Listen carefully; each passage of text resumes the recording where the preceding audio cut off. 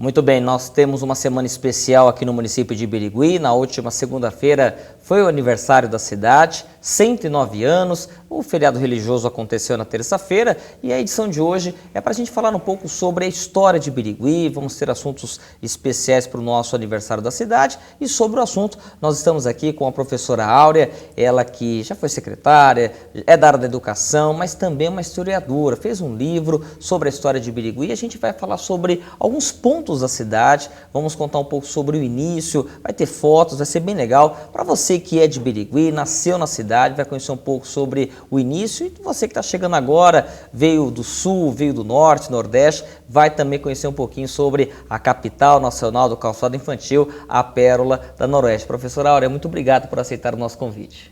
Eu que agradeço, Wesley, o seu convite e da toda a equipe da TV Noroeste, este momento de poder nos partilhar um pouco mais sobre a história da nossa cidade. Eu acredito que, como todas as cidades de Bauru para cá, Birigui também surgiu através das linhas da Noroeste, né, através das linhas férreas dos Bandeirantes. É isso mesmo? Sim, Wesley, Birigui surge a partir da Estrada de Ferro Noroeste do Brasil, com uma chave no ano de 1908.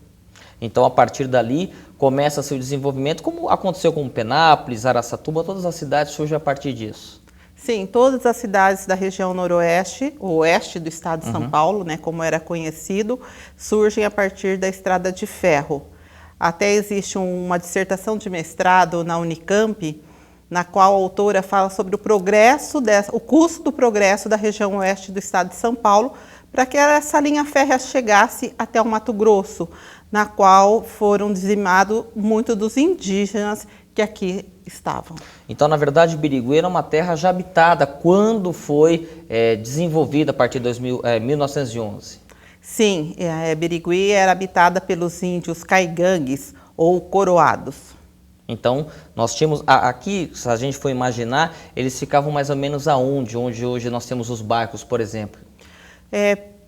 Principalmente aonde é a Praça Ana Nunes, Popular Parque do Povo. Naquela região, pelos jornais que nós encontramos em Bauru, da época, desse período, dos anos de 1910, e muitos dos trabalhos que foram produzidos na Unesp, na Unicamp, na USP, que contam, a partir de fontes documentais, um pouco desta história, inclusive essa tese que eu citei da Unicamp, que aqui nessa região, por exemplo, tem um trecho de um jornal de Bauru que conta que numa noite, aqui onde é Birigui, havia o cara que faz a matéria do jornal, diz assim: dava-me a impressão que se tratava de uma festa de casamento.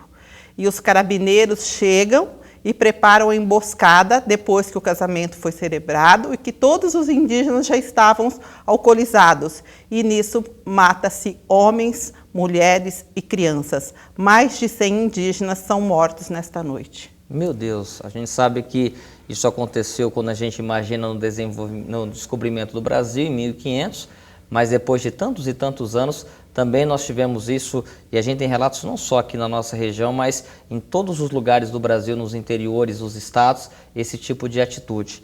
Mas a gente teve também pessoas que surgiram nesta época, né? Inclusive a gente passa por várias ruas centrais e tem o nome desses desbravadores, entre aspas. Quais são as primeiras famílias que começam a surgir, além do Nicolau da Silva Nunes, professora?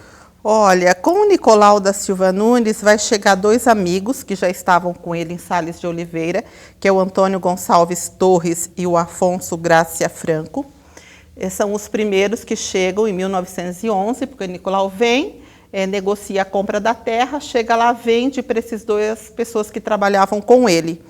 E aí, no primeiro grupo que vem para a nossa cidade, vieram Francisco Galindo Romero, Manuel Inácio, Francisco Galindo de Castro e sua esposa, Dona Antônia Real Dias, a primeira mulher a residir em Birigui. E nesse agrupamento, que é constituído em torno da chave de Birigui, que fica aí na região onde hoje é a Escola Regina Valarini Vieira, o Nicolau pediu 2 vagões emprestados à Estrada de Ferro em Bauru e eles passam a morar nesses vagões. Até que eles construíram a Casa de Pau a Pique, que é onde hoje, aquela loja de baterias ali na esquina da FATEB, com a Rua Silvares, ali. Então ali foi a primeira casa a ser construída, ali naquela esquina. E segundo, assim, na época em que eu estive na comissão do centenário, a filha do Nicolau me passou muitos documentos, inclusive o manuscrito do Nicolau. Na época eu tive acesso, quando ele vem aqui, vê as terras, ele descreve as terras nesse manuscrito, ele conta, ele faz a propaganda das terras. A filha dele tinha isso guardado, inclusive foi deixado lá na Biblioteca Municipal, junto ao museu, este manuscrito do Nicolau da Silva Nunes. E aí, na sequência, em 1912, chega o Lucas Scarpim, o Antônio Simões, o Faustino Segura, o Ricardo Del Neri, o João Galo, o França Contel e o Giuseppe Fonzar. Então, são essas famílias que vão formar o povoamento de Birigui. Na verdade, o Vasco Maroni muitas vezes comentava com a gente um aldeamento, né? Tipo que era em Portugal, uma vez que Nicolau era português, né? Então começa a se formar esse povoamento. E aí, em 1912, chega um bandeirante aqui, que é o José Cordeiro.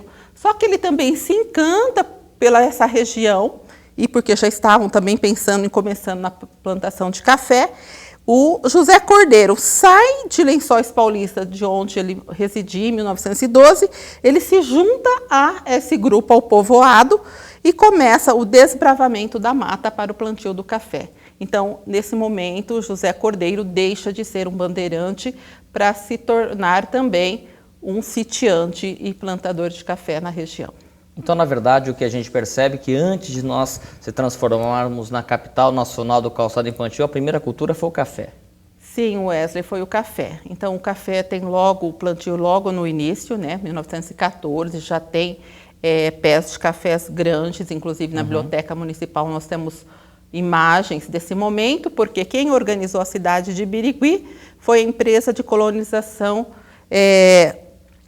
organizada por Roberto Clark, James Mellor, Manuel Bento da Cruz, que eles são os fundadores da Companhia de Terras, Madeiras e Colonização do Estado de São Paulo, que essa empresa, na verdade, comprou todo o lote de terra que ia de Havaiandava até o Rio Feio, e aqui eles lotearam e foram vendendo principalmente para os imigrantes europeus que aqui chegavam, porque a nossa região, particularmente a cidade de Birigui, ela é formada por pessoas que vêm da Europa, da Síria, por espanhóis, italianos, principalmente a colônia italiana, né, que já estava na região de Ribeirão Preto trabalhando com o café.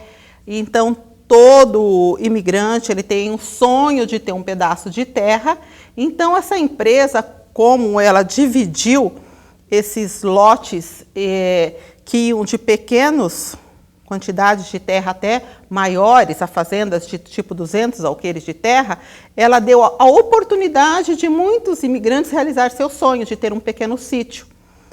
Retomando aqui ao Vasco Maroni, uma vez conversando comigo, ele disse assim, sabe, professora, eu acho que se a gente for pensar em distribuição de terra, podemos dizer que essa empresa, no início do século XX, ela proporcionou a divisão de terras para aquelas pessoas que não podiam comprar, adquirir terras. Podemos dizer o que se propaga hoje aí, com essa de dar terras para as pessoas que querem voltar ao campo, essa empresa deu essa oportunidade nos anos de 20. Porque eu acredito que como eram terras mais que ainda estavam sendo desbravadas, ficava longe dos eixos que nós já tínhamos, como por exemplo a região de Bauru, região de Sorocaba, de Campinas, de São Paulo, de Santos, então o preço era um pouco mais acessível para as famílias mais carentes, vamos assim dizer, para as famílias que vinham da Europa com um custo de vida menor. E o mais interessante que eu acho que é legal a gente falar, que essa empresa, ainda hoje, parte dela, ou a fachada dela ainda está viva, que fica ali naquele cruzamento da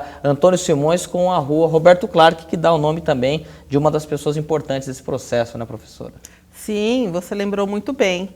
Até alguns dias atrás, quando eu passei na rua Roberto Clark e vi o hotel São Bento vir ao chão, fiquei muito triste, porque para quem é historiador, essas coisas têm grande significado. Então, para quem não sabe, que é mais jovem, o Hotel São Bento foi o Hotel Maroni, o primeiro hotel, né, da cidade de Birigui, onde as pessoas que desembarcavam na estação do trem, que era ali no Regina, já ficavam hospedadas. Então, assim, foi uma parte da nossa história também, né, que também se foi com o tempo, com a modernidade, vamos assim dizer. Então, agora resta a empresa de Terras e Colonização, o seu prédio, a sua fachada, o emblema da empresa lá na parede, como Wesley disse, né?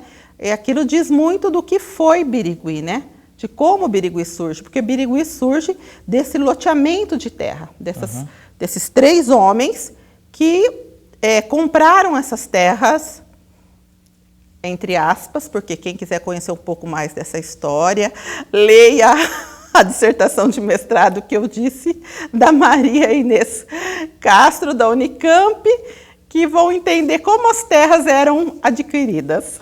Muito bem, professor. Agora nós temos um outro ponto que é do início também, que é a religiosidade. A gente tem 2 vertentes aqui em Birigui, que é o grupo católico e o grupo metodista, né? Se a gente imaginar, que é uma outra notícia que, para quem gosta de história, né, nós tínhamos 2 igrejas muito bonitas, uma que permanece, que é a nossa matriz católica, e nós tínhamos uma outra igreja, onde hoje é a entrada do Bradesco, ali na esquina da Conselheiro Antônio Prado com a Rua Bento da Cruz, que hoje não existe mais, a igreja, né, foi reconstruída depois, alguns anos atrás, mas eu queria que a senhora contasse um pouquinho sobre a chegada desses líderes religiosos aqui na cidade. Olha, eu vou pedir permissão para você para ler um pouco disso, porque são muitas datas, claro, tá certo? Vamos lá. Olha, os católicos, o que acontece com a religiosidade católica da nossa cidade? No dia 21 de novembro de 1915, foi celebrada a primeira missa na casa do Nicolau. O Nicolau é católico e ele conversa com a Ordem dos Capuchinhos de Penápolis e convida o Frei Ricardo Maria do Carmo, que era um superior da Ordem Capuchinha de Penápolis, para vir celebrar uma missa na casa dele. E essa missa, então, acontece no dia 21 de novembro de 1915. No dia 24 de novembro de 1915, já é instalada, após essa missa, uma comissão que vai ficar incumbida de construir uma capela para o município. No dia 27 de março, Birigui recebe a visita do Dom Lúcio Antunes de Souza, da Diocese de Botucatu, que vem para conhecer a região. E aí, logo em seguida, após ele conhecer o trabalho aqui na cidade de Birigui, ele nomeia o frei Sigismundo Valentim Canazei, para que em 28 de julho de 1918 ele assuma a Capela de Birigui. Então, em 1918, Birigui passa a ter um frei aqui. Ou seja, nós ficamos aí 7 anos sem uma referência. Sim, precisava vir alguém de Penápolis para cá. Então, esse frei, em 17 de agosto de 1918, realiza o primeiro batizado. Em 7 de setembro de 1918, registrou-se o primeiro casamento. E no dia 25 de agosto, foi instituída a comissão encarregada da construção da Igreja Matriz. E essa construção ela foi muito documentada. O acervo do museu, que fica na Biblioteca Municipal, tem inúmeras fotos passo a passo como se deu a construção da Igreja Matriz. A inauguração da Igreja Matriz acontece no dia 6 de março de 1921 e a paróquia é criada no dia 31 de maio de 1925. Mas aí o que acontece de curioso, até na sua pergunta, metodistas e católicos. O grupo religioso metodista acontece quase que ao mesmo tempo, só que na casa do Roberto Clark. Então, os metodistas estão presentes na cidade também desde o povoamento, nas visitas pastorais realizadas pelo Paul Eugene Byers, missionário norte-americano da Igreja Metodista Episcopal do Sul, e ele realiza os cultos na casa do Roberto Clark. As missas eram na casa do Nicolau, os cultos na casa do Roberto Clark. Depois de um certo período, acho que é 1915, o Roberto Clark conversa lá com seus colegas metodistas e os cultos passam a ser nas casas dos outros também. Há um rodízio, tem o culto e a escola dominical. E em 1916 foi nomeado para Birigui o missionário Cyrus Daisy. Durante 2 anos os cultos e as aulas as aulas dominicais acontecem novamente na casa do Roberto Clark, voltam a acontecer com a presença dele na casa do Roberto Clark. E aí, em 1920, foi iniciada a construção do templo, que ficava na rua Conselheiro Antônio Prado, como você mencionou, sendo este inaugurado em 1922. Inclusive você, enquanto a professora falava sobre essa história, você está vendo algumas fotos e realmente nós temos um acervo muito legal feito, né, dessa evolução da Igreja Matriz do Centro, e também nós temos essas fotos, né, que mostram de fato as duas igrejas quase uma com a frente com a outra, né, que nós tínhamos ali da Matriz Católica com a Igreja Metodista. Voltando sobre, e aí é uma curiosidade que até hoje nós temos, né, muitas pessoas, porque nós temos o aniversário no dia 7 de dezembro e nós temos o feriado no dia 8, e tem também esse aspecto do nosso padroeiro da cidade, né, que é a Imaculada Conceição, mas tem Santo Ambrósio na parada e que muitos católicos nem sabem. Eu queria que a senhora também falasse um pouquinho sobre isso. Nicolau da Silva Nunes chegou a essas terras, como ele diz nos seus manuscritos, no dia 7 de dezembro, dia de Santo Ambrósio. Então ele nomeia Santo Ambrósio nesse primeiro momento como sendo, né, o patrono religioso da cidade. Porém, depois, acho que é nos anos de 1925, que eles vão solicitar que o aniversário da cidade e também a padroeira fosse Imaculada Conceição, que era no dia seguinte, no dia 8. Então, o bispo de Botucatu, ele vai autorizar essa mudança. Porém, se você prestar atenção quando você entra na Igreja Matriz, apesar que eu não entro nela desde a pandemia, o Santo Ambrósio, quando a gente entra, ficava do lado esquerdo. Isso. Né? Continua. Então, assim, tem muitas pessoas, as pessoas mais antigas, na época do centenário, nos diziam muito que para eles a figura do Santo Ambrósio é bastante importante, né? Porém, o que ficou para toda a população biriguiense é que a nossa padroeira é a Imaculada Conceição. Muito bem, professora. Vamos entrar, voltando ainda sobre a economia, né? Nós falamos um pouco sobre o café, que foi o nosso primeiro carro forte, mas aí surge, né, outras culturas. Tivemos, por exemplo, do algodão, que também tem uma referência, né, dos Clayton, e também chega o calçado. Eu sei que a senhora tem vários papéis aí também sobre essa forte economia. Até nós chegarmos à capital nacional do calçado infantil, como foi esse processo? Olha, Wesley, é um processo assim bastante interessante, né? Então, a Companhia de Terras, Madeiras e Colonização, ela incentiva o plantio do café, ela vende os lotes de terra já falando dessa terra que é super produtiva para o café. Nós vamos ter 3 grandes fazendas aqui no distrito da cidade, né? A Fazenda Água Branca, do escocês Roberto Clark, que chegou a ter 500 mil pés de café. A Fazenda Silvares, do português Nicolau da Silva Nunes, que possuía 170 mil pés de café, e a Fazenda Santo Antônio, do senhor Mário de Souza Campos, com 190 mil pés de café. Todas essas no distrito de onde hoje é Birigui, né? Como pela própria leitura que eu fiz aqui, uma no Silvares, uma no Santo Antônio e outra, como diz nos documentos antigos, do Rio para cima, do Biriguizinho para cima, que seria do Roberto Clark, né? E também nós tivemos pessoas que chegam, os imigrantes portugueses e italianos que vão chegando da Europa, que vão adquirindo os lotes de terra e plantando café e vão agregando a essa produção esse grande montante. A gente teve no bairro rural do Baixotes o português Manuel Lourenço Batista, que chegou a plantar 80 mil pés de cafés. Nós tivemos outros fazendeiros na região do Tupi, do Taquari, do Moinho, que eles plantavam em torno de 40 mil pés de cafés. Então, imagina, a maioria dessas propriedades, desses bairros rurais. Então, tudo isso contribuía muito para o desenvolvimento de Birigui. Se a gente for pegar um livro que nós temos lá na biblioteca, que fala sobre a história da região noroeste, escrito por Ercília e Pinheiro, publicado em 1928, a relação dos contribuintes do imposto de café em Birigui chegou a 584 contribuintes. Muita gente. Muita gente produzindo café.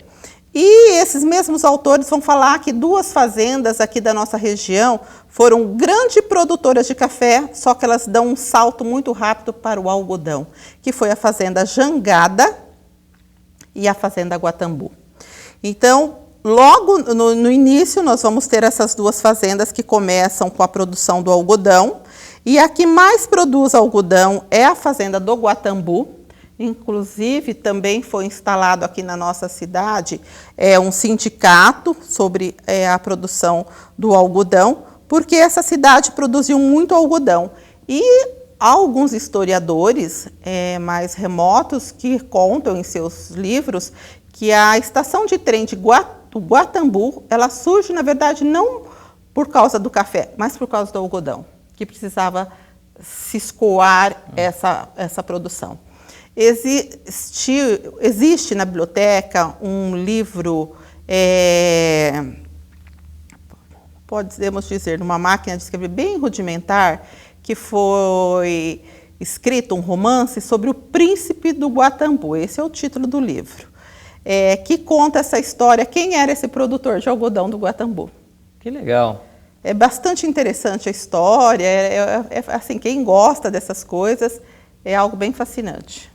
E aí a gente entra no calçado. Até no ano passado nós entrevistamos o Assunção, que foi um dos pioneiros do calçado infantil, e ele explicou um pouco sobre a sua vida, porque a vida dele se mistura com o calçado e o início, juntamente com outros homens. E aí a gente tem uma virada, porque nós deixamos de ser uma cidade produtora da agricultura, da pecuária, da linha rural para a linha urbana, a linha industrial. Como que foi esse processo, professora? Wesley, eu vou pedir licença para retomar um pouquinho ainda da questão da agricultura, porque juntamente com o algodão nós temos o amendoim. E Birigui vai ter a empresa Anderson Clayton, né, instalada na cidade em 47, que vai funcionar essa usina para o beneficiamento do caroço de algodão e também do amendoim. E essa empresa é bastante importante para a nossa cidade, ela chegou nos anos de 1979 a ter 200 funcionários, né? Por quê? Porque aqui foi se produzido o primeiro lugar do Brasil que se produziu o óleo de girassol na Biol, uma outra empresa. Então, o amendoim também, na história da nossa cidade, assim como o café e o algodão, ele também tem uma presença bastante significativa. Mas, falando em calçado, como você já mencionou, nós vamos ter fortemente na nossa cidade, né, a partir de 47, com a VAC Bedoyan, a primeira indústria de calçado, que era especializada em sapatos masculinos e botas. E depois nós vamos ter a empresa Ramos e Assunção, que como você mencionou há pouco, que a partir de 1958 entra nesse mercado de produção de calçados, e isso foi crescendo pouco a pouco. Segundo os estudos de Vedovoto, nos anos 60 e 70, surgiram apenas 27 fábricas na nossa cidade. Porém, é na década de 80 que há um grande boom na área do calçado em Birigui. Birigui se torna um polo industrial calçadista e nesse ano nós vamos ter 106 fábricas de calçado. E daí para cá, Birigui nunca mais parou. Pode-se fechar algumas, mas abrem-se outras. Em 2004, nós tivemos em torno de 200 fábricas. Em 2011, quando o Birigui completou 100 anos, nós tivemos cerca de 300 fábricas. E em 2019, cerca de 350 fábricas. Este ano ainda nós não temos os dados, porque esses últimos 3 dados são de acordo com os boletins do SINB, então provavelmente agora é por esses dias que eles vão estar publicando qual é mais ou menos o número de fábricas de calçado que Birigui possui no momento. Mas realmente o forte foi o calçado nessa segunda metade do século XX, início do século XXI, e como de outras indústrias também que a gente vê despontando em nossa cidade, né? E outras áreas. Bom, professor, a gente sabe que além do título de capital nacional do calçado infantil, nós temos também um outro codinome que até surgiu antes. A gente tem até inclusive lojas, símbolos que lembram a pérola da Noroeste. Como que surge essa questão da pérola? Wesley, o codinome Cidade de Pérola surgiu no ano de 1934. segundo os dados registrados, que um jornalista de São Paulo veio passear a nossa cidade e, por ocasião, era aniversário do senhor Roberto Clark. E ele fez uma crônica que foi publicada no jornal local O Marimbondo e intitulou o local como sendo Pérola da Noroeste. E esse codinome ficou e deu certo, e por muitas décadas ele permaneceu e permanece até hoje, mesmo sendo agora, depois dos anos 80, Birigui ter ficado conhecido como polo industrial do calçado. Mas Cidade Pérola, como você disse, está presente no nome de várias lojas e outras coisas. Bom, a gente já falou da questão religiosa, da fundação, economia, e tem a questão política, né? Nós estamos num ano em que nós elegemos um novo prefeito da cidade, uma nova Câmara, e nós, em qualquer cidade, nós temos também o desenvolvimento. De Arquibaldo Clark até chegarmos no Leandro Maffez. Como que foi a política da cidade de Birigui? Olha, Birigui, em 1908, era somente uma chave de estrada de ferro. E em 1911, com a chegada do Nicolau e seus companheiros, nós temos início ao que se chama povoamento. Em 1914, nós vamos ter o Distrito de Paz.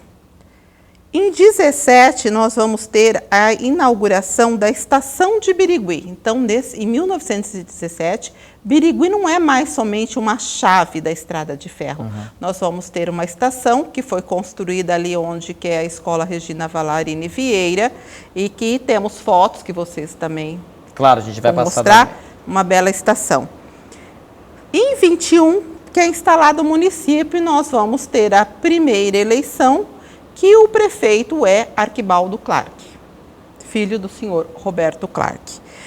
E a comarca vai ser instalada somente em 1934, depois de várias reivindicações. Então, nas suas primeiras décadas, Birigui pertenceu quase tudo ao município de Penápolis. Penápolis é um povoamento que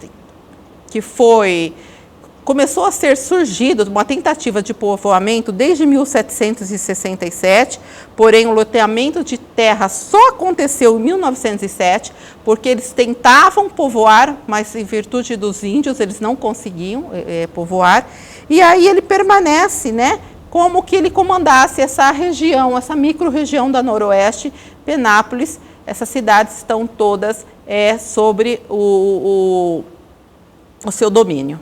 Bom, professora, para a gente poder finalizar a nossa entrevista de hoje, claro, poderíamos ficar aqui horas e horas contando histórias.